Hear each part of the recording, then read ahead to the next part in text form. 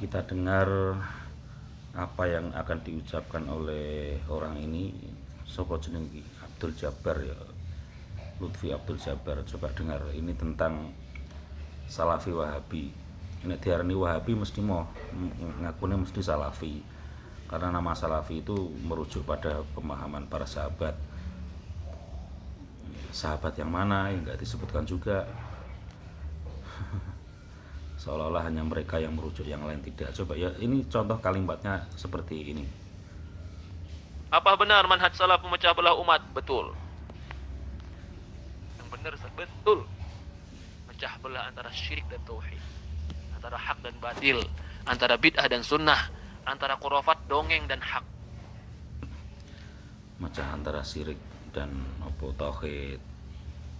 Berarti kan mereka merasa dirinya paling tauhid, yang lain syirik ya, antara tahayul dengan yang hak. Berarti mereka merasa yang hak, yang lain tahayul. Rujukannya ya itu aja ya, itu contohnya. Apakah seperti itu model dakwah itu? Apa seperti itu? Jelas-jelas kok dia ngaku kok madzhab salaf membawa perpecahan, iya katanya. Mana ada dakwah mengajak perpecahan itu, mana jelas toh, itu berarti dia bukan dakwah, itu dia mengajak pada perpecahan, terus dipisah-pisah antara hak batil, antara tauhid dan syirik gitu kan. Itu kan hanya main-main bahasa aja itu. Yang dimaksud tauhid itu apa, siapa? Apa tauhidnya dalam kitab Kaifa Nafhamu Tauhid itu yang mengatakan bahwa Abu Lahab itu lebih tauhid daripada orang Islam yang tahlilan, daripada orang Islam yang melakukan bid'ah menurut mereka. Ono kitab Wahabi sing ngono iku ya ono. Judulnya Kaifa Nafhamu Tauhid. Ya memang berarti ngajak perpecahan. Selalu yang digembar-gemborkan itu kemurnian tauhid. Yang dalam itu maknanya, mana secara terselubungnya yang lain itu tidak murni, harus diberantas. Kan jelas toh, mereka memiliki tuduhan yang sangat serius pada golongan Islam di luar diri mereka. Wong Islam ku syirik kabeh karena tidak sesuai dengan amaliyah mereka, dan kalau ditunjukkan dalil juga mereka tidak mau tahu, seolah-olah hanya mereka yang memegang dalil. Ya harus dipisahkan dong, yang benar mana, yang salah mana. Saya mau menghidangkan sesuatu nggak dikasih tahu yang racun, ini yang bergizi, nggak bisa. Apakah dakwah salaf memecah belah umat? Umat siapa? Umat manusia.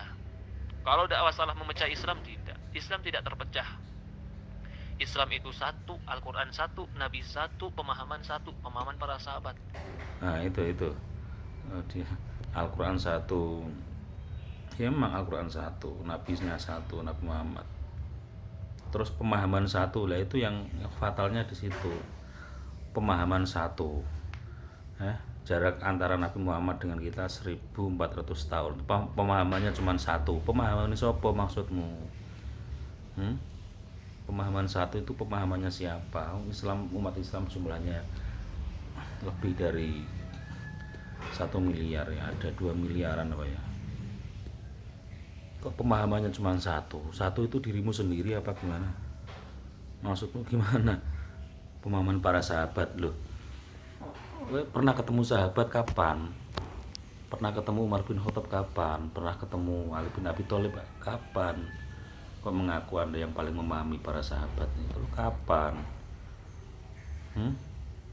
Ini kecenderungan sempit berpikir ya, kayak gini loh.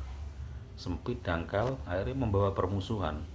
Dan ciri yang paling umum di kalangan Wahabi Salafi itu mengajak kemurnian tauhid. Kata-katanya seolah-olah indah, kemurnian tauhid yang murni. Padahal di balik itu maknanya adalah menganggap bahwa di luar golongan mereka itu tidak murni dan patut diberantas. Ujung-ujungnya ke sana nanti. Contohnya sudah konkret, sangat konkret. Makanya dulu ada komite Hijaz yang diketuai oleh Kiai Haji Wahab Hasbullah, itu dalam rangka salah satunya itu menangkal mencegah Wahabi di Saudi yang ingin menghancurkan makam di Mina, apa di Baqi itu, makam Baqi itu mau dilululantakan. Terus tahun 2014 apa 15 kemarin kan ada rencana ingin memindahkan makam Kanjeng Nabi juga. Itu ya model-model Wahabi gitu, nganggap ini syirik, itu syirik. Mereka nggak mau menerima dalil dari yang lain. Seakan-akan mereka itu orang yang paling resmi, memiliki pemahaman resmi dari Nabi Muhammad gitu. Seolah-olah mereka mendapatkan mandat satu-satunya orang yang berhak untuk memahami Al-Quran dan hadis. Yang berpecah itu bukan Islam, yang berpecah belah itu adalah orang yang mereka keluar dari Islam dan mereka membuat jalan sendiri. Ya itulah, ya saya kira hal seperti ini harus kita sadari lah, harus kita sadari. Ada tuduhan yang sangat serius kepada umat Islam di luar golongan mereka, karena mereka meyakini dirinya paling tauhid. Ya, hati-hati hal seperti ini, hati-hati.